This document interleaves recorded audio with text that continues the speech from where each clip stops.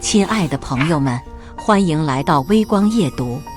年会上抽到特等奖，感谢今年大家为公司付出的贡献。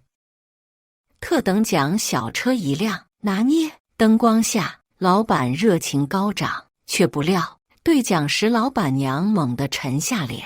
什么特等奖？没有的事儿。这么想要车的话，上湖底捞自己领一个呗。接下来开始我们本期故事，记得点击订阅并开启小铃铛。公司年会正在火热进行，台上主持正打着哆嗦报着节目名。接下来要上场的是市场部的3句半。阿 T， 我和同事陈宇交换了一个眼神，默契地掏出手机。陈宇，谁家好人开年会空调都不舍得打，看给台上李哥冻得。我加1，咱们今年效益不是挺好的吗？这话不假，尽管今年整体行情并不可观，但是凭借多年的人脉积累和辛苦运营，我们组今年的回款收益还是有1000多万，不仅完成了业绩指标，更是符合公司提成的最高比例。想到接下来即将入账的大额奖金，我默默掏出2个暖宝宝，和陈宇一人一个，贴在了后背上。冷就冷吧，等钱到了，心里就暖了。正这样想着，台上响起咣当的一声锣鼓，老板娘彭艳艳踩着高跟鞋，款款扭到台上，刻意清了又清的喉咙，发出一声高昂的感慨：啊，公司好！话音刚落，我和陈宇同时做低头沉思状，不为别的，只为藏住抽搐的嘴角。台上，彭艳艳示意市场部的几个同事乒乒乓乓地敲起锣来，一面敲一面大声朗诵：啊，公司好，彭总心地善，生意做得高，员工顾得妙，嘎嘎赚钞票啊！感恩公司，公司好！我感觉嘴角要抽得藏不住了。出于好奇，我抬头看向台上的其他同事，个个面如死灰，不像是来参加年会，倒像是被押往刑场。身侧，陈宇戳戳我的手臂，和我摇起了耳朵：冉冉，反正咱俩等下也没节目，要不找个机会提前溜吧。今年年会被老板娘这么一闹腾，我感觉脚趾头都要把地毯抠穿了。我纠结地看向还未上菜的餐桌和捏在手里的领奖号码，要不咱们再忍会儿？来都来了，好歹把菜吃了，奖领了。往年公司年会的奖品都是实打实的高科技产品，即使自己用不上，放到二手交易平台上也能有个小几千的进账。听我这么讲，陈宇咬咬牙，最终狠下心道：行，就听你的，谁叫咱们还有房东、快递、外卖员要养。终于在一声声洗脑的公司好中，彭艳艳满意地走下台。我和陈宇长舒一口气，为了节约预算，这次年会的酒店选得偏，一路折腾过来，早饿坏了。不光是我们，房间内大部分员工的眼睛都饿得快冒绿光。本以为就此能够消停地吃个饭，没想到下一秒，彭艳艳闻着青色眼线的眼睛一转，冲着门口的服务员一挥手：小哥，走错屋了吧？我们可没点餐。咣当，矿泉水瓶被碰掉在地上，陈宇颤巍巍低下身去，一边捡一边不满地抱怨：我靠，真的假的？没点餐可还行，合着我们就在这空肚子看他演戏给老板看。同样不满的还有邻桌的几位技术大哥，平日里他们就看不惯彭艳艳的作风，只是碍于她老板娘的身份，不得不收敛好情绪。此刻饥饿激发了焦躁，为首的组长陈帆扫了一圈桌边的同事，扬声道：小哥，我们这是南家科技，你是不是走错房间了？走错的话可要小心了，我们这儿100多号人呢。哦不，100多匹嗷嗷待哺的狼呢。你这要是把别屋的餐送来了，分分钟就给你整成光盘。我在心里给陈帆竖了个大拇指，不愧是能做到组长的人。别看技术同事天天的工作是和电脑沟通，真要论起智商和心眼子，我们几个销售部的未必是人家的对手。然而大拇指竖不到3秒，彭艳艳用她尖锐的嗓音告诉我，什么叫人外有人，说谁是狼呢？狼你妈呀！小张，你别给我耍心眼子啊！实话告诉你，今儿我还真没给你们订饭。我们家刚子是个实心的，现在行情这么不好，外面哪家都在裁员，他还肯掏钱办年会，你们就偷着乐去吧。我内心苦叫一声，虽然老板这些年添了些岁月的痕迹，已经不复我入职时的挺拔清俊，但眼前这个不分场合颐指气使的老板娘，实在让我难以想象，这样2个人会是夫妻。我忍不住掏出手机，昨天晚上，我和老板陪着一位关键的客户应酬，酒喝的都不少。最后老板是被代驾和我合伙驾回了家里。林然，明天年会我可能晚点去，年纪大了酒量真不行，但是燕燕到时候会过去，你是我最信任的，有啥事儿你帮着搭照着点儿。带着酒气的温热呼吸扑在我的脸上，我忍不住向后一躲，熟练的点头，好的呢，好的呢，老板你放心。然后脚底抹油，转头就走。想到昨晚老板的叮嘱，我犹犹豫豫，斟酌着给他发了一条消息，老板今天感觉怎么样？不舒服的话，我这有调理宿醉的药，等下给你送过去。关心是假，打听他到哪儿了是真。眼下这个老板娘对峙技术头的局面，可不是我一个小小的销售主管能调剂明白的。尤其我还饿着呢。眼前陈帆的脸涨得通红，作为最早一批加入公司的元老，目前我们对外的主营产品都是依赖他团队的技术。如今彭艳艳当着他手下小弟的面公然打他的脸，实在有些不好忍，手被青筋抱了又抱。陈帆定定看向彭艳艳，忽然一笑：“老板娘，瞧您说的，小张我呀，就是和您开个玩笑。大过年的，大家在一起聚一聚就足够热闹了，何必拘于形式吃饭呢？不过这饭不吃，奖总得抽吧。彭总，您说呢？”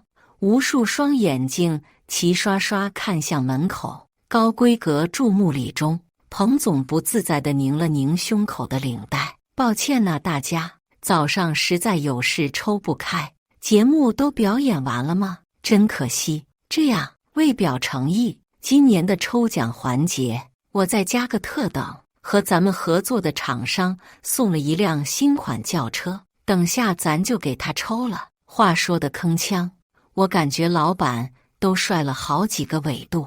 谢谢老板，老板太帅了，十分配合的。我从座位上起身，带头鼓起了掌。1秒、2秒，身后的其他同事纷纷反应过来，加入鼓掌阵营。原本尴尬的气氛逐渐缓解，我长舒一口气，赶紧抽完赶紧走，等下回去和陈宇点个外卖，好好补一补。可没想到老板娘接下来的操作，让本就饿得脚步虚浮的我差点跌坐在地上。小刚，你怎么这么不会过？虽然公司赚了点钱，也不能浪费在这些上啊。他拍拍奖品堆上的1等、2等告示牌，满脸不快：“发啥拍立得呀？换成瓜子得了，等会让服务员送一把。2等奖你居然发红包，你是不是有钱烧的？等下我剪几个窗花，心意不比红包好。”声声埋怨里，老板的脸上越涨越红。他拉了下老板娘的衣角：“你别掺和了，主持人，快抽号！”我和陈帆遥遥地交换了一个目光，彼此嘴角都挂上一丝苦笑。年会抽奖，奖品是一方面，另一方面，抽奖带来的期许感也很关键。老板娘这一抖搂，效果直接减半。瓜子、窗花，她咋不直接发自己和老板合照，让我们回家对着拜呢？省钱省到这份上，老板公司明年不上市都对不起他。手机嗡嗡震动，是陈宇控制不住发来的吐槽。我发了个无奈摊手的表情，然后全神贯注等待台上的抽奖结果。抽完就跑，夫妻俩的事情我们不参与吧。回完消息，我下意识地点开其他对话框，想看看未读消息。下一秒，一个红色的感叹号直直地撞入眼睛。老板他把我拉黑了。我握着手机，脑中一片空白。先前发完消息后，我就专心注意陈帆和老板娘的矛盾，生怕他们当众吵起来。也因此，我并没有及时看到老板的回复，一个鲜红的感叹号。好家伙，这是闹哪出啊？我端起桌面的矿泉水，一饮而尽，清凉的水让我略微平复心境。然而接下来，麦克风前老板的声音让我的心脏狂跳不已。特等奖得主是我非常欣赏的一位员工林然，恭喜你，新型轿车是你的啦！扑通扑通扑通，心快从嗓子眼里跳出来了。我呆呆地注视着台上的老板，仿佛选秀时没听到自己名字，只顾着看梅姐姐的甄嬛。然然，叫你呢，特等奖啊！身侧，陈宇激动地抓着我的手臂，快上去呀，宝贝！苟富贵勿相忘。我缓过神，机械地站起身，无数道热辣辣的目光向我身上投来。我拖着不停使唤的双腿走上台，灯光下，老板笑容饱满。真好，这辆车抽给你，既是天意，也是实力。林然，这些年你为公司做的贡献，大家有目共睹。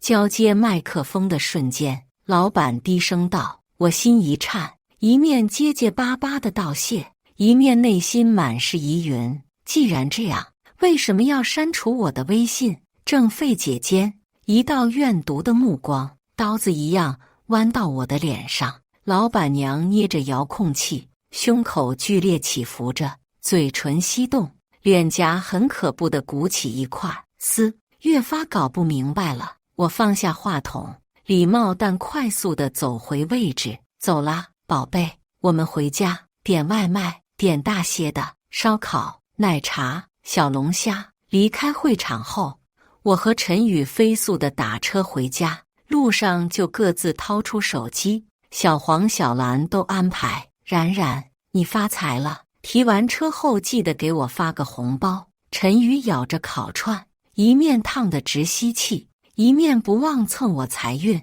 我点头，笑他财迷。还红包，今年你业绩那么好，年终奖至少3万打底。陈宇狡黠一笑，经常庆功就能成功吗？等咱们年终奖下来这天，再一起出去吃顿更好的，包在我身上，贵得吓死你。美食和相互打趣声中，年会会场上的不快暂时抛到身后。横竖明天一早就有周会，到时候和老板私下聊一聊，说不定他昨晚喝醉后不小心点错了呢。从他今天的表现来看，怎么也不像是要把我开了。我这样想着，咬下一口炸鸡，却没想到第二天刚进公司，现实就给了我迎头一击。年纪轻轻，心思放在正地儿上，公司是你扎姘头的地方吗？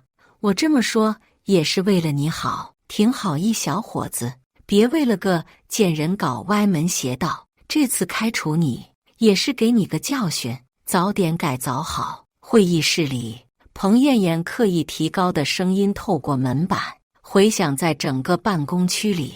我放下背包，和旁边的同事们交换了一个狐疑的目光，后者竖起食指，直指手机。我会议地点开外卖拼单群，平时饭点儿才热闹的群里，此刻已经有上百条新消息，技术不小无。我日，今天一大早老板娘就来我们这片儿，挨个问年会抽奖的小程序是谁写的。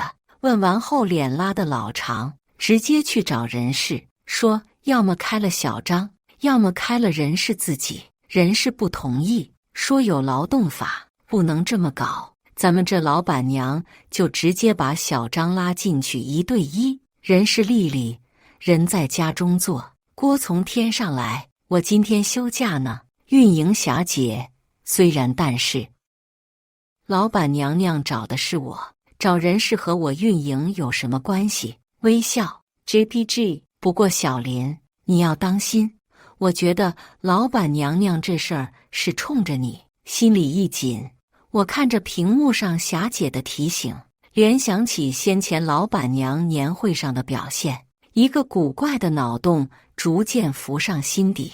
老板娘她不会以为我是凭借作弊，所以抽中特等奖吧？想到这里，我又点开和老板的对话框，一个笑脸发过去，果不其然，还是红色感叹号。咣当一声，会议室的门被狠狠甩开，先前撰写年会小程序的同事洪卓言走出，身后老板娘满脸得意，挑衅地看向我。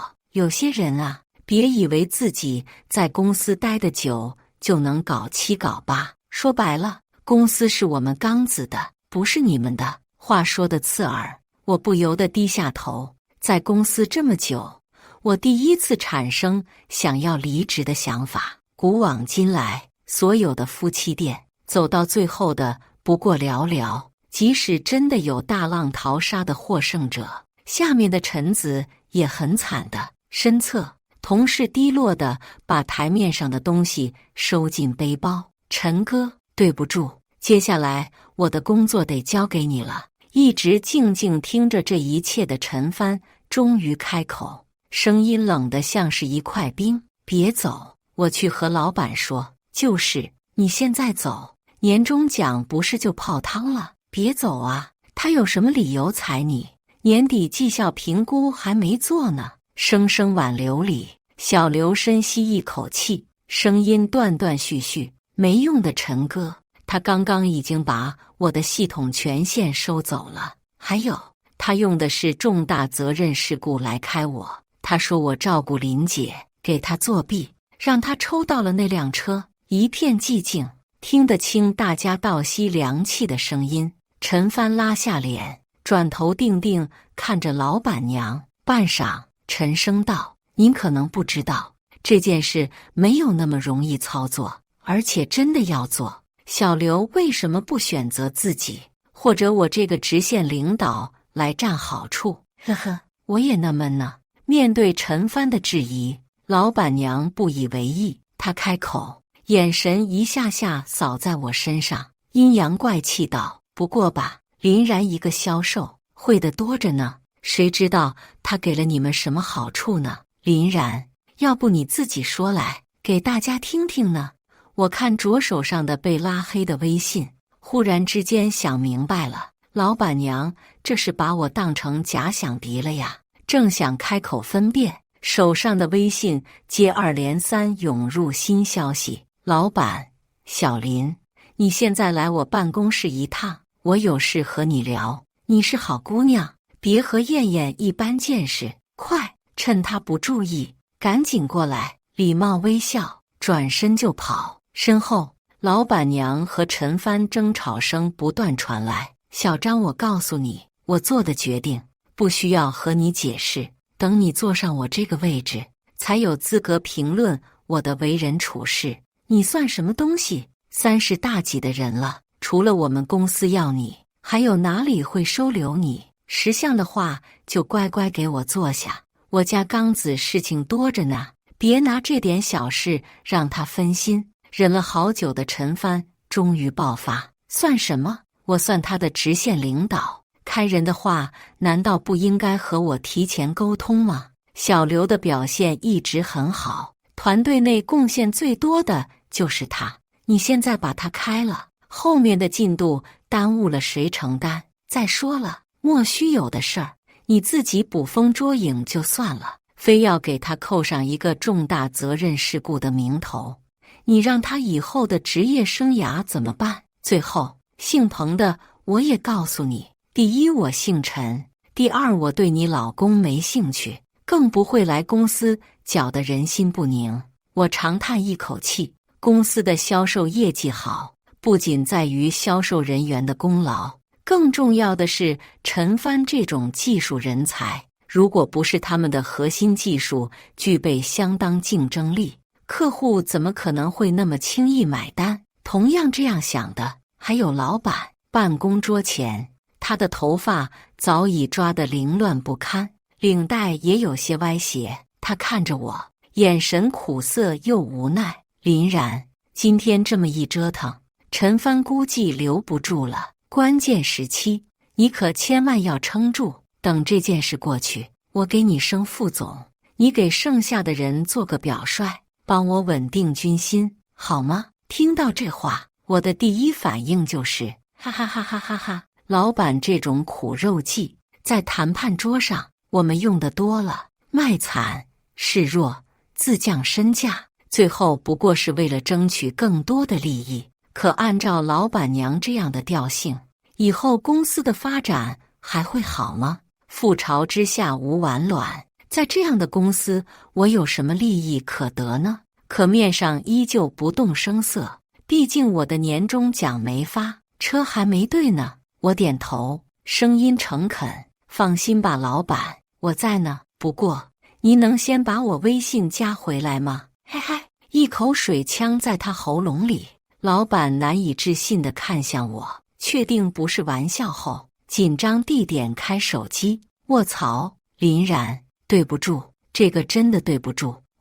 眼见老板尴尬的苍蝇搓手，我贴心的自荐台阶往下跑。没事的，老板，我知道，可能燕燕姐对我有误会，以后我会多注意分寸的。回头我就和燕燕姐说开，如果以后有应酬，她不放心，就让她和您来。是我不好意思才对，可能也是我平时没注意，才给你们夫妻俩造成了误会。话说得极其诚恳，连我自己都快信了。可老板的脸色越来越难看，像是吃了苍蝇一般。他挥挥手，回头再说吧，林然，我自己和燕燕谈。从善如流是好品德。当老板娘披头散发、怒气冲冲走进办公室后，我立刻就回头跟了上来。可下一秒，办公室内传来的老板的声音，让我差点激动地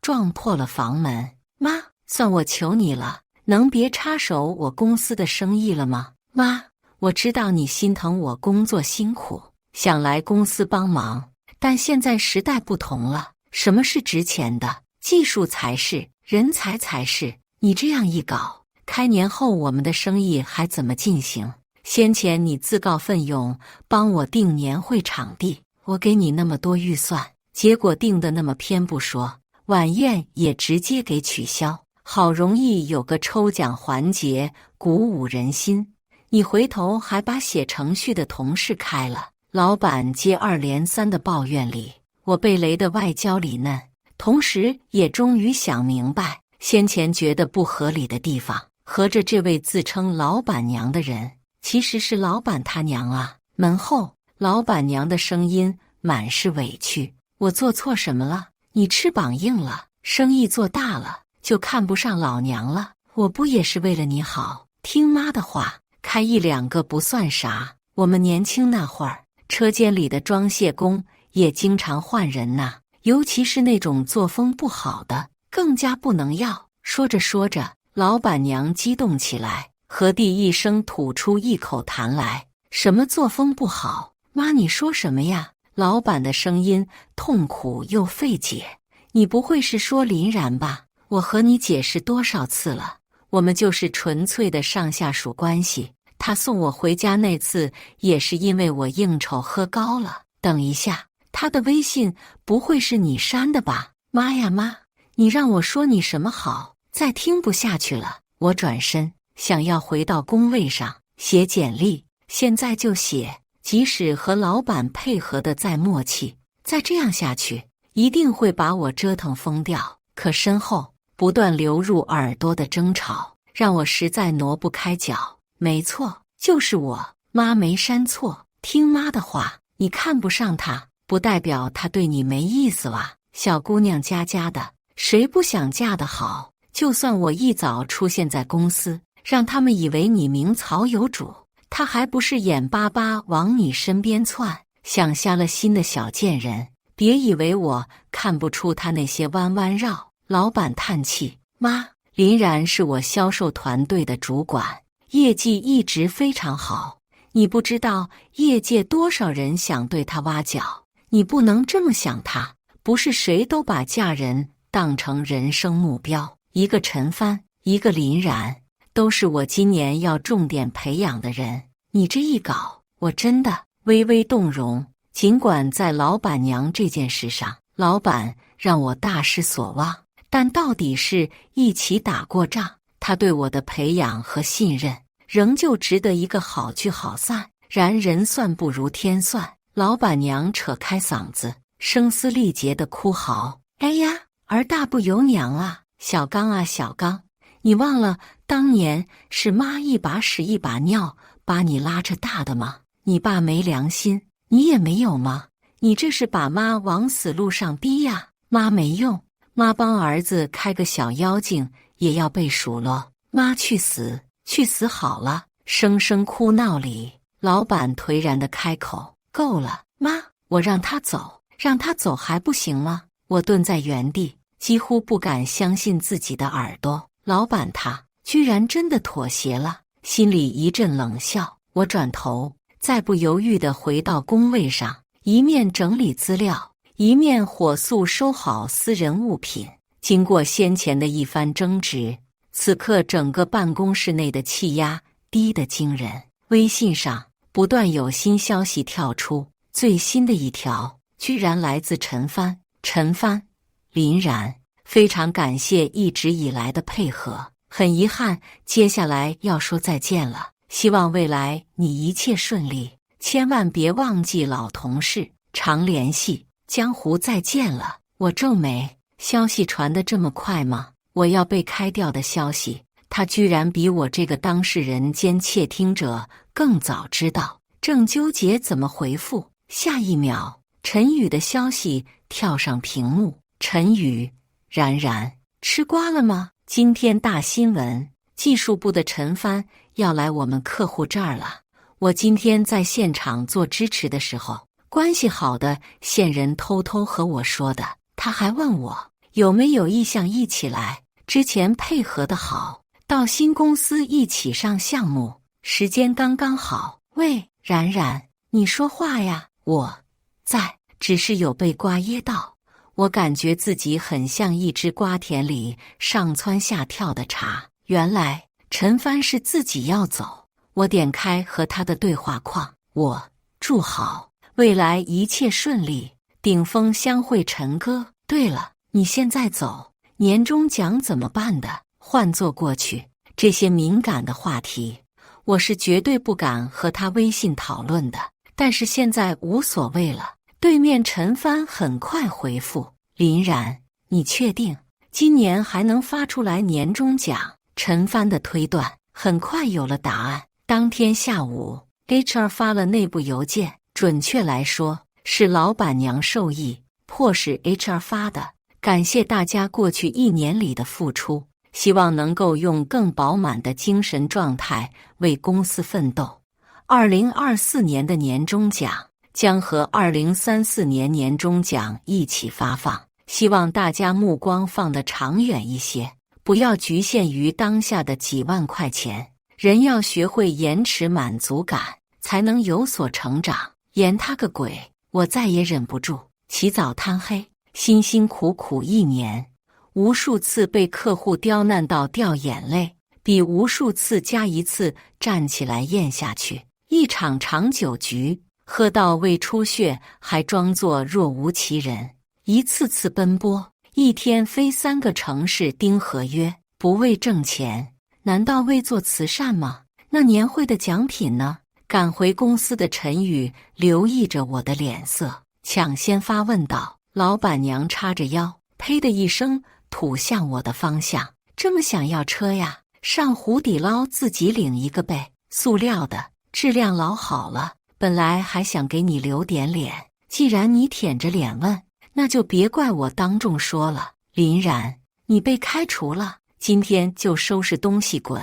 我话放在这，下班前你要是还在，别怪我连人带包一起给你扔出门。”我站起身，叮着重施粉黛、一脸得意的老板娘，一字一顿道：“凭你也配？”老板娘一怔，随即语气讥诮：“怎么想向刚子求助是吗？实话告诉你，开除你就是刚子做的决定。小丫头片子，毛都没长齐的东西，还敢和我？”说着就要往我脸上招呼。见状，陈宇连忙拉着我的手臂，一把把我扯到一边：“冉冉，你别冲动，有话好好说。”可他踩着高跟鞋的脚，却一下又一下，重重地踩上老板娘的脚面，尖锐的鞋跟刺破运动鞋鞋面，疼得他一激灵。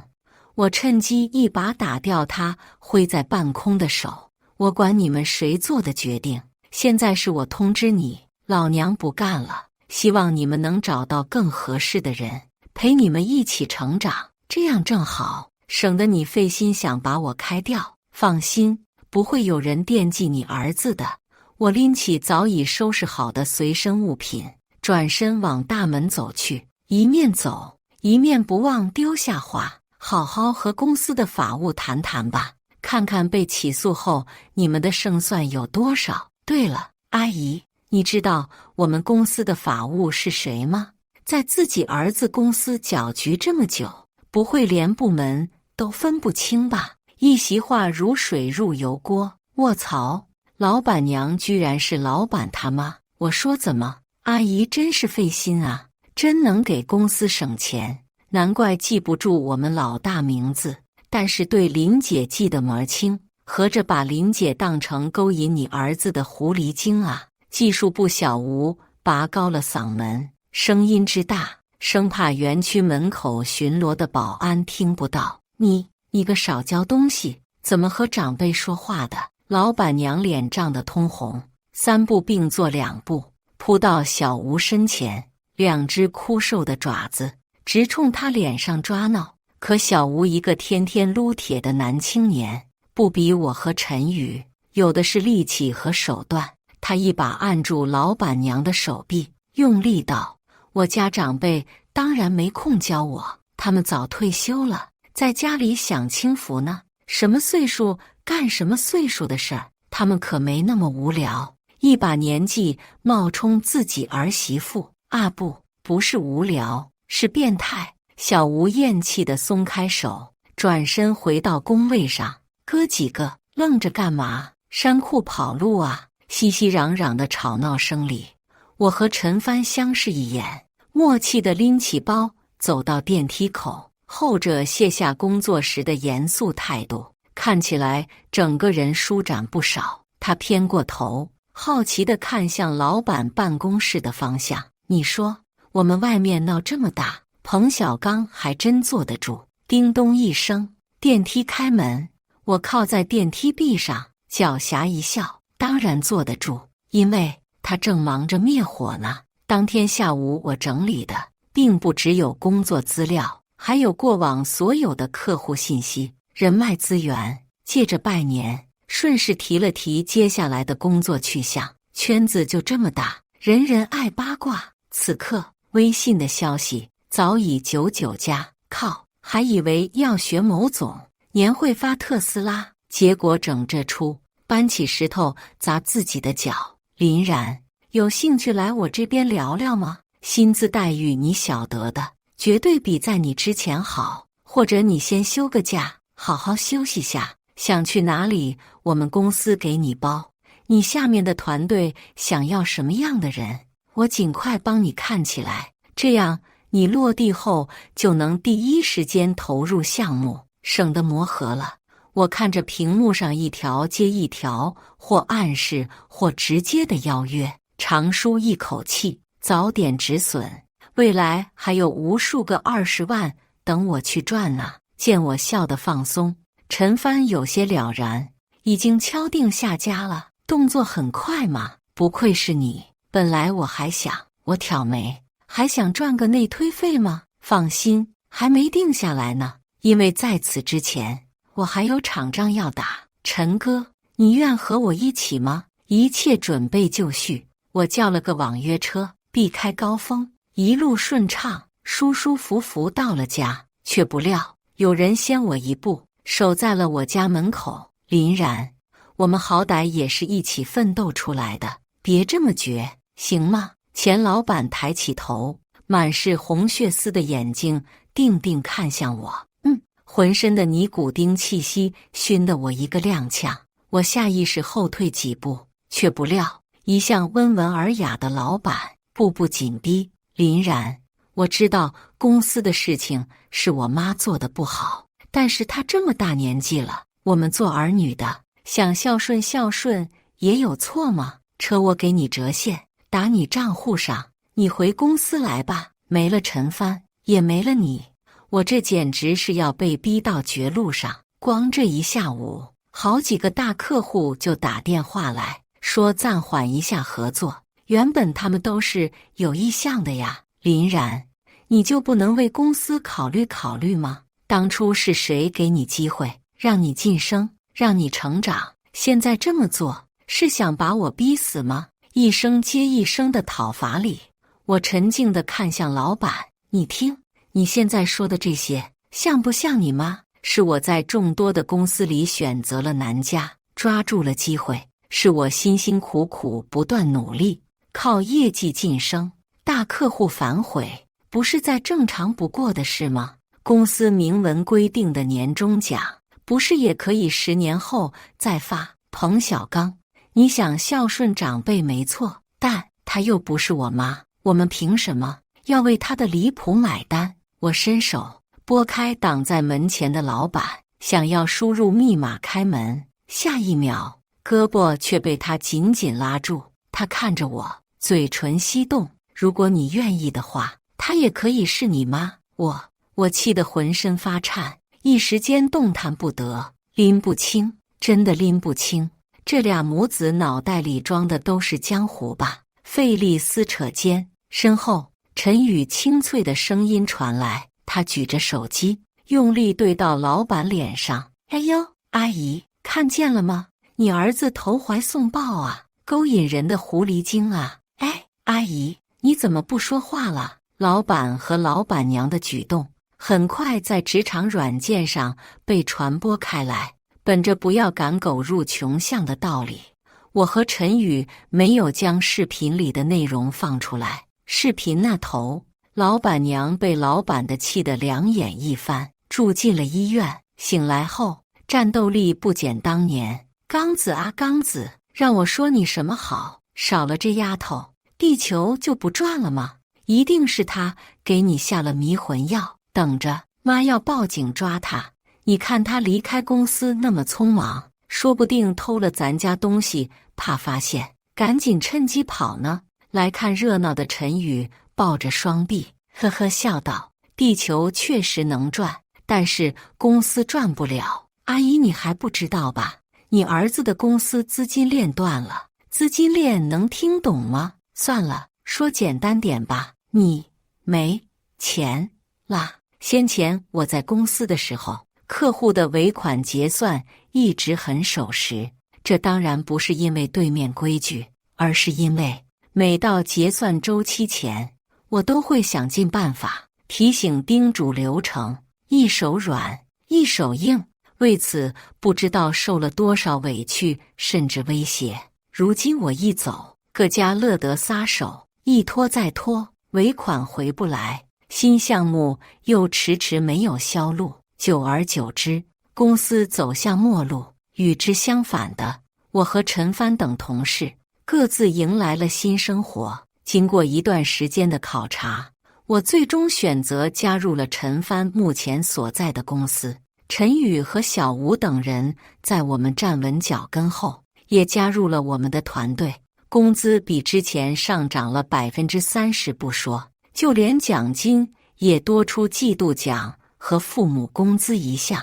爸妈年纪大了，拿点钱在家享清福多好。新的老板话说的意有所指，如今前老板和前老板娘早已无法在城市立足，辗转回了老家。在我和陈帆搜集的证据合集下，种种违法行为被罚了个底儿掉，先前被克扣的奖金和以各种名义被扣去的工资，都回到了应有的人手上。据说钱老板最新一条朋友圈是他妈妈挽着他的相亲日常，大概是走投无路，让他的儿子自己去做大号狐狸精了。不过这与我有什么关系呢？